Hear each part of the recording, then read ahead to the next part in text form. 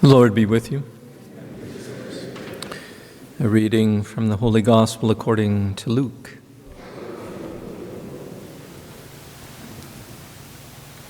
Jesus told the disciples a parable about their need to pray always and not to lose heart. He said, "In a certain city there was a judge who neither feared God nor had respect for any human being. In that city there was also a widow who kept coming to him and saying, 'Grant me justice against my opponent.' For a while the judge refused, but later he said to himself, 'Though I have no fear of God and no respect for human beings, yet because this widow keeps bothering me, I will grant her justice, so that she may not wear me out by continually coming.' And the Lord said, 'Listen to what the unjust judge says. Will not God grant justice to his chosen ones who cry to him day and night? Will he delay long in helping them? I tell you, God will quickly grant justice to them, and yet when the Son of Man comes, will he find faith on earth?'" The Gospel of the Lord.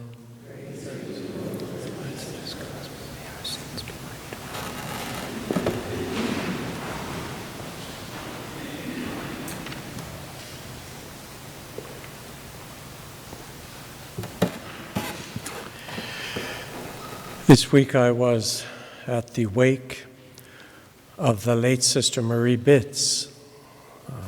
I had worked with her in Fredericton back in the early to mid-'80s. And on her simple casket was an open Bible. And I'm nosy, so I went and I looked in the Bible, and I could see some markings with dates on several passages. Now, I don't really have a collection of Bibles that have markings in them. I was kind of brought up that you never mark into a book. I do have one that's got 1,000,000 kind of academic markings, but that's an exception.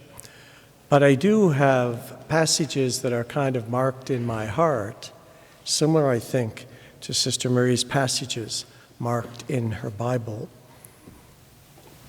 We all at times might hear a song, and it brings us back to something. Or maybe we'll hear a poem, and it'll bring us back to something. And the sacred scriptures can do the same thing. We can hear a passage or read a passage of scripture, and it can bring us back to something, and often to a time in which God has spoken to us in a special way. I'm telling you this because in today's scripture readings, I actually encounter two of my special passages from the scripture. I've kind of had to stop calling them my favorite passages because someone said, "How many favorites do you have?" It seems to be an awful lot. Now, there are worse sins than having a lot of favorite passages of the scriptures. The first one is in the first reading. It's coming from the book of Exodus. What is happening? The Israelites are traveling through the desert. Earlier, they had gone to the very cusp of the promised land. And Moses had sent out a group of spies to check out the place and see what the opportunities would be. And so they went, spent some time. They brought back some of the fruit of the land, but they also brought back fear. Most of them came back and said, "They're giants. We won't stand a chance against them. We should get away from here as fast as we can." But there were two who didn't agree with that. One of them we encounter today. It is Joshua, the man that Moses sends out to engage in battle with Amalek. And the other is Caleb, the father of a man whom we encounter today. Caleb was the father of Hur. Those two said, "No, yes, they're big, and they have a lot of defenses, but we have the Lord on our side. We should not be afraid of them." But the people grumbled so much that the Lord said to Moses, "They're not ready yet to be free people." And so they were to wander for 40 years before entering the promised land. And of course, you don't wander through the deserts without anybody bothering you. You think of several 100,000 people. Well, that's a threat.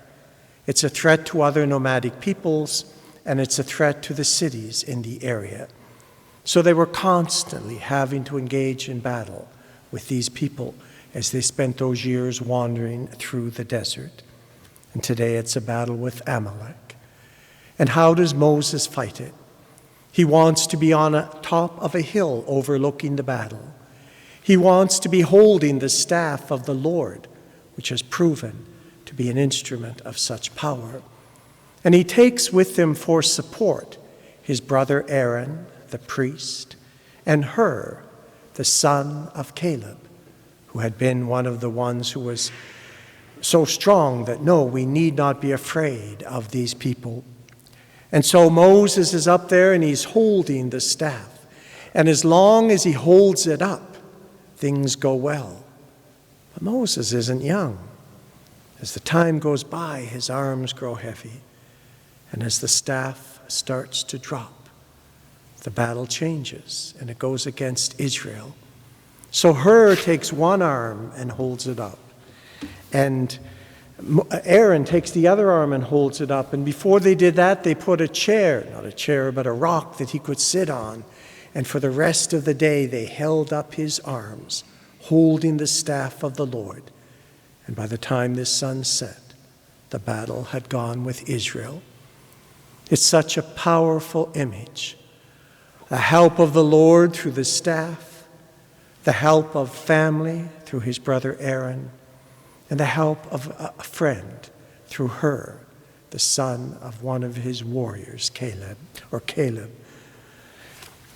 The second reading that today really strikes me, it's our responsorial psalm, Psalm 121. It speaks about the mountains.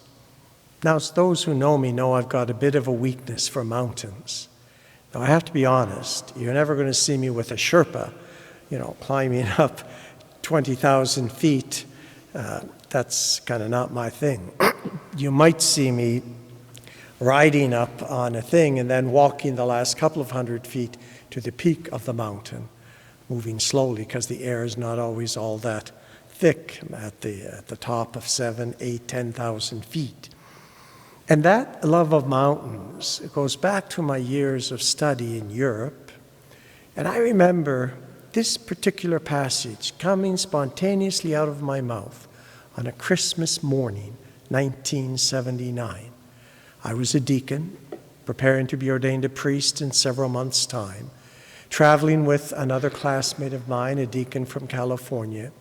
We were staying in a little town called Kranebitten, which is just on the outskirts of the beautiful small city of Innsbruck. And if you've ever been to Innsbruck, it's in the valley of the Inn River. Innsbruck means the bridge over the Inn. And there are mountains on both sides of it. And so we were just at the edge of town, at the edge of a road that would go up and take you over the mountains. And when I went out early in the morning and woke up, and I went out to pray my breviary. It was a beautiful, clear morning. And I looked up and my breath was taken away. I lift up my eyes to the mountains. From whence shall come my help? My help is in the name of the Lord, who made heaven and earth. It comes from Psalm 121. It forms both the beginning verse of today's psalm as well as our refrain. Our help is in the name of the Lord, who made heaven and earth. And somehow I always, whenever I am, when I look at mountains, even if I'm down on the bottom, but especially when I'm going up to them or at the top of them, that's the thought and the passage of Scripture that goes through my mind. My help is in the name of the Lord, who made heaven and earth.